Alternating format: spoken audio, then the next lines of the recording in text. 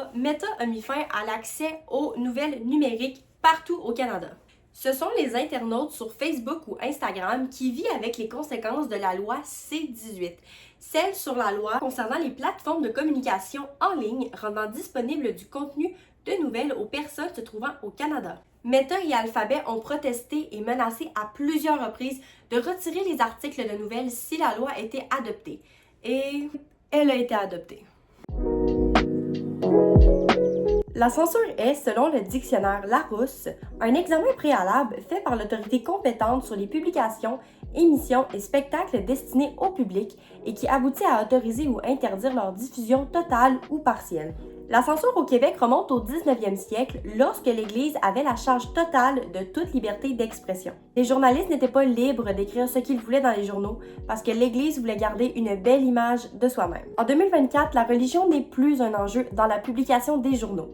Le journaliste peut maintenant se fier au guide de déontologie journalistique du Conseil de presse du Québec. Ce guide permet la protection de la liberté de presse et à la défense du droit du public à une information qu'on dirait de qualité. En d'autres mots, ce guide contient des règles que le journaliste doit suivre pour qu'il puisse livrer des informations crédibles. J'aurais tendance à dire que oui, ils utilisent quand même le guide de déontologie. Ils s'y réfèrent peut-être moins concrètement, de façon tangible, là, mais ils sont quand même sujets au respect des normes éthiques quand ils interviewent des citoyens, des gens, là, dépendamment des causes qu'ils vont couvrir, là. Geneviève Derry est chargée de cours et doctorante en même temps ici au campus de l'Université Laval. Depuis 3 ans, elle enseigne aux étudiants dans le domaine de la communication et la semaine dernière, j'ai pu entretenir une discussion avec sur le sujet de la loi C-18, mais aussi sur la désinformation qui apporte des impacts positifs et négatifs dans la censure. Si les journalistes ne suivent pas le guide de déontologie, qu'est-ce qui leur arrive à ce moment-là? Il peut arriver, il y a 3 cas de figure, en tout cas typiques, nous, dans la théorie. La première possibilité, c'est que si ils ne l'appliquent pas, ils peuvent avoir des représailles. Évidemment, ils peuvent être sujets à des poursuites criminelles de la part des citoyens interrogés ou des sujets en cause. Puis là, ben, ça peut mener à un procès, même des condamnations. Je vous dirais que c'est beaucoup plus rare là, que ces cas graves-là arrivent. Habituellement, on trouve une solution à l'amiable entre les personnes, les protagonistes impliqués. Le deuxième cas, ben, c'est dans le cas là, des poursuites, mais ça, c'est plutôt rare. Puis il y a un troisième cas d'attache aussi qu'on voit régulièrement, c'est quand on va couvrir des événements sur le terrain, ben, parfois, il faut dire le nom du journaliste. Tu sais, par exemple, TVA Nouvelles, Chicago, on est sur place, puis il y a des journalistes qui ne le font pas. Quand vous regardez à la télévision, là, ils disent pas toujours où ils sont. Puis ça permet d'identifier les personnes interrogées, les cas de figure. Puis il faut toujours demander une permission à la police, aux avocats quand c'est des enquêtes sur lesquelles on travaille. Et puis parfois, ben, ils vont éviter de le demander par crainte, par peur, par gêne, surtout quand ils sont débutants, là, quand ils commencent sur le terrain. Puis ça, c'est aussi une enfreinte au guide déontologique. Il faut se rappeler que l'un des objectifs du journaliste est de transmettre les informations justes, verdictes et transparentes. Il faut informer le public de la manière la plus fiable possible et donc les journalistes vont s'appuyer sur au moins 2 sources pour s'assurer de la crédibilité de leur travail. Certains d'entre eux vont même utiliser des sites d'intelligence artificielle comme ChatGPT pour s'inspirer pour leur reportage et non pour chercher de l'information. Dans le domaine du journalisme, ChatGPT n'est pas une source fiable parce qu'elle vient remplir le vide. Donc elle va prendre des informations de Wikipédia ou des blogs et elle va les mettre dans les phrases pour les rendre plus détaillées.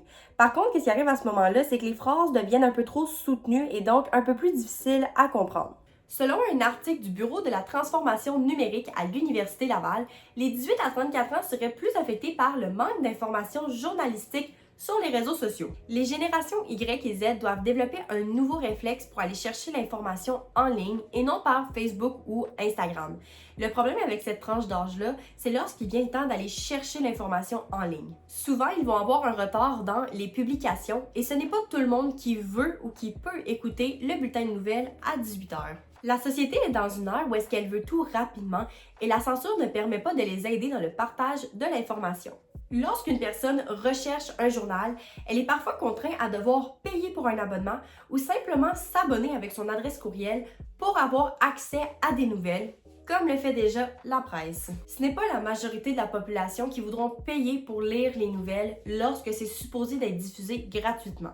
Par contre, la censure des médias permet de changer les pratiques de consommation. Au niveau des journalistes, c'est difficile de savoir ce que eux ils en pensent, mais chez les professeurs en journalisme à l'Université Laval, eux, ils ne sont pas contre l'idée de Meta. L'objectif de Meta étant de démystifier le contenu divertissant au contenu formel.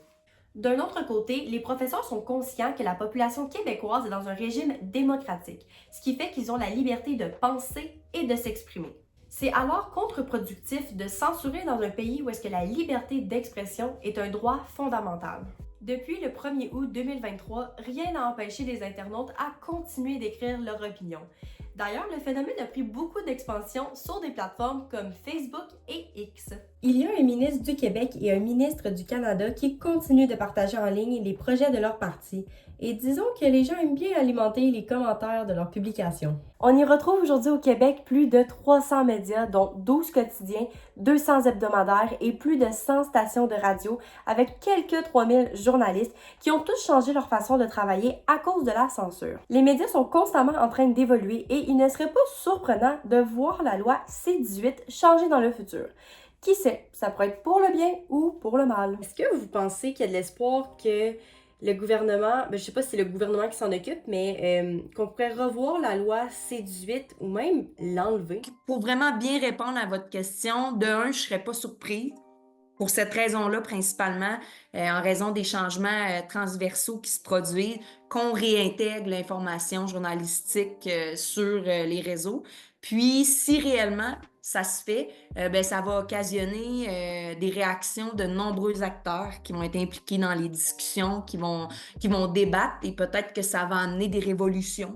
Donc, pour l'instant, les gens peuvent se contempler des bons vieux journaux en papier.